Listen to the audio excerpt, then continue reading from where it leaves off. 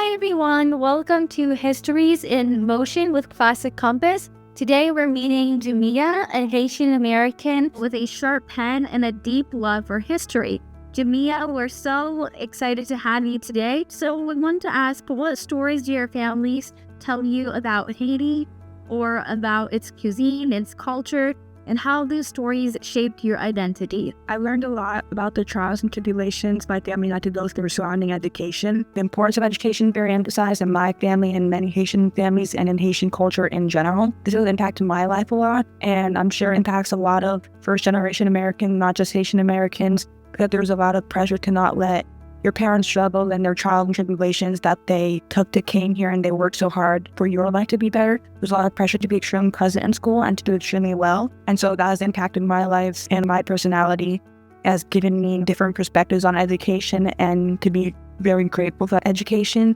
and to do extremely well in school. For the culture and the cuisine, that has made me very proud of my culture. Just the story behind soup dringo alone, that's only one of the Haitian foods that has made me extremely proud of my culture. It's our independence soup, and it's the soup that we eat on our Independence Day.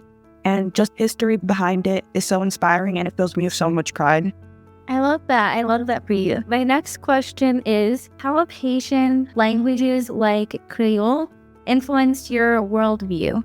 It's given me a different perspective on languages that I didn't realize before. When I look at languages' origins in slavery and colonization, I think of the strength and the resilience that the people before us had to endure and what they had to do. A lot of enslaved people, when they came to Haiti and they came to the Caribbean, America, they were not allowed to speak the languages that they spoke in their home countries, and they had to learn French and English and all these other languages by themselves. And so when I think of these languages, I think of the resilience and the strength. Like I said, no one was teaching them how to read or write or do any of these things. And so this language is completely formed out of the strength and the resilience and hard work. It's just so inspiring, and that has changed my perspective on those type of languages. And it has made me more defensive over those type of languages, because a lot of people might call those languages like broken French or broken English or like ghetto or whatever. So it's changed my perspective and made me a lot more defensive over those languages. The slaves, they had to do that all by themselves, and they still found a way to communicate. So when I think of those type of languages and dialects, I think of something way deeper and complex than how I used to think of languages in general. Yeah, I definitely think that's a perspective that more people definitely need to hear. My next question is, do you find yourself navigating two cultural lenses, Haitian and American sometimes? I definitely do. Sometimes you feel more Haitian than you do American and vice versa. At home, it's a completely different culture than when you go outside and when you go to school. It's a different type of food you're eating and a different type of language that you're hearing and different types of music that you're listening to. When you go outside and you hear a completely different language, and you're home and you're outside, but they're just two completely different things. I don't want to say difficulty, but I have been navigating that a lot. Another thing is when you're in America, people will say you're American, but that's not what they want to hear. They want to hear your ethnicity. And so that you'll say, I'm Haitian. But then Haitian people, they just see you as American. And so that has caused me to navigate my identity more. I definitely feel connected to both cultures, but when that happens, it kind of leaves you feeling in this limbo spot where it's you don't really belong, and you don't really know where you belong. I was born in America, and I love listening to American music, and I love listening to Haitian music as well. I think that has helped me navigate my identity. I feel like music is able to give me that space where it's I have a place where I belong. I listen to music that's correlates with one part of my identity, and I can listen to music that correlates with another part of my identity. Yeah, I definitely hear you. And then what inspires your commitment to amplifying underrepresented perspectives, especially from the Haitian diaspora? Representation has always been a big thing for me. I was always excited in school to have an opportunity to talk about Haiti, and outside of school, I was always excited to talk about my culture and my family. And then I went to high school and realized a lot of people have different perspectives and views on Haitians and Haitian culture.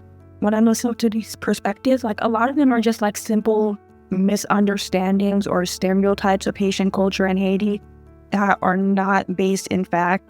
I think what has inspired my commitment is disrespect I received and I've seen other people receive simply for just being Haitian. A lot of these misunderstandings can be explained and debunked in like less than 5 minutes. Some of them are anti-Black and xenophobic, which can also be like shut down very quickly. A lot of these misunderstandings are given out by mainstream media. Like if you look into the history of Haiti and the Haitian Revolution and like what other colonizers told their slaves about Haitians to turn those slaves against Haitians so that they wouldn't want to be free and they couldn't break out of the system that they were in. And so that has inspired my commitment in finding like representation and underrepresented perspectives. There are just a lot of simple misunderstandings. These ideas about Haiti and Haitian people and culture are not based in fact, and I think that journalists as a whole are important, and the African diaspora has been severely and purposely misunderstood and misrepresented. Journalists from all over the African diaspora are very much needed. They add different and factual perspectives, and they will lead us into a future where we can trust our media more, and Black people will be more accurately represented.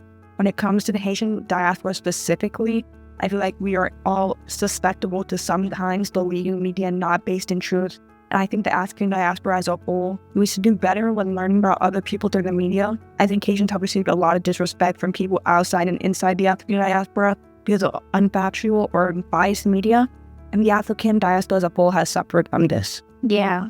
Are there any specific stories or voices you feel haven't received the attention they deserve? I know you were talking about a lot of the biases. Do you think that can somehow play into that? Yeah, I feel like when it comes to violence specifically and happening to the African diaspora, there's often looked at more from an outside perspective than it is from an inside perspective. And that bias is in there, like you're not getting like the full story and you're not listening to the people who are experiencing these issues. And I think there are so many stories from women, specifically in the African diaspora, that are not being heard, whether it's a reproductive rights issue, a medical malpractice issue, a police brutality issue, or they're in a country suffering from significant violence, or a country that doesn't prioritize women as a whole. Is there something that you've written that got people talking or made an impact? So I am the author of my children's book. I've written 2 children's books, and we have a TikTok where we translate Creole, French, and English. We have over 9,000 followers. I know that's a big thing for people because a lot of people like to see Creole being prioritized. I know that's a big thing for Haitian people because a lot of times, even the Haitian government doesn't really prioritize Creole, and some people think that being French, it makes you more educated and you're better than everybody else because you speak French and you don't speak Creole. And so I know some people have that perspective on the languages, and some people like in Haiti and outside of Haiti, like they call Creole like broken French. It's nice to see Creole being prioritized.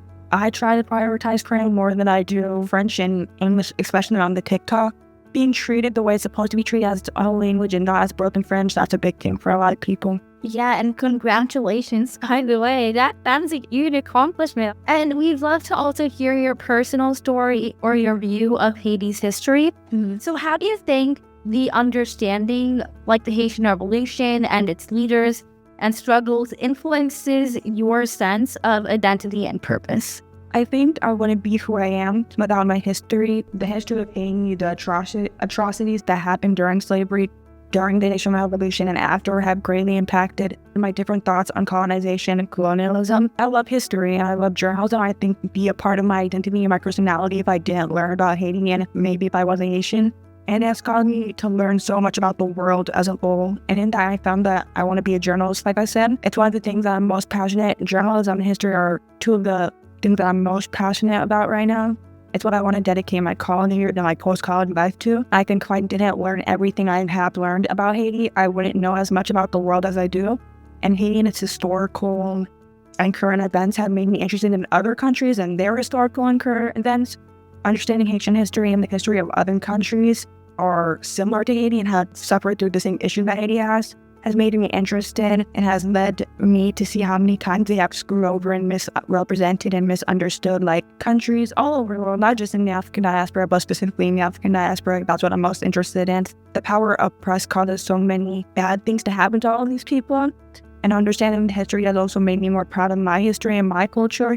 Somebody says something untrue, you don't have to go full Google search and do all this research because you already know it's not true, and it gives you a different type of confidence and self-awareness. What do you hope listeners take away from your conversation culturally about Haitian people? I hope that listeners do their own research on historical and current events and don't trust every mainstream media source. I hope to understand the culture and people can be misrepresented, and most importantly, I hope they see the resilience and strength of Haitian people that is embedded in all different aspects of Haitian culture, like the language and cuisine, like Sukjum and Creole.